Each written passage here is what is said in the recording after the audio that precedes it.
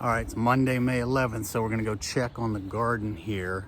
And my tomato plants have been in 10 days in the new above ground raised bed that I did, and my squash have been in 7 days. So I'm gonna give you a little view here so you can see my tomato plants.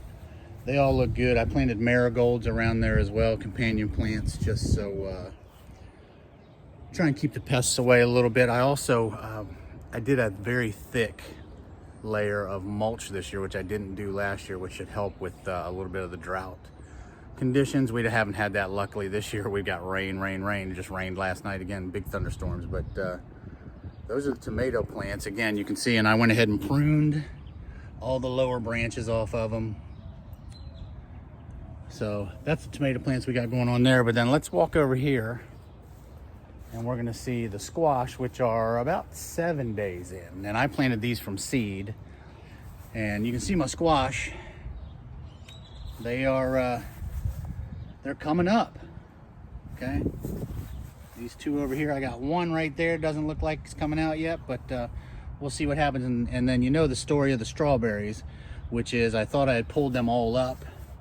Last year they didn't produce anything, and this year there's like 3 plants in there that have flourished, and they've excuse me, I don't want to make you dizzy, they provided a few strawberries, but I just can't bring it myself to pull them because they fought so hard to come back. But anyway, squash in, that's zucchini, yellow summer squash, and a couple of spaghetti squash.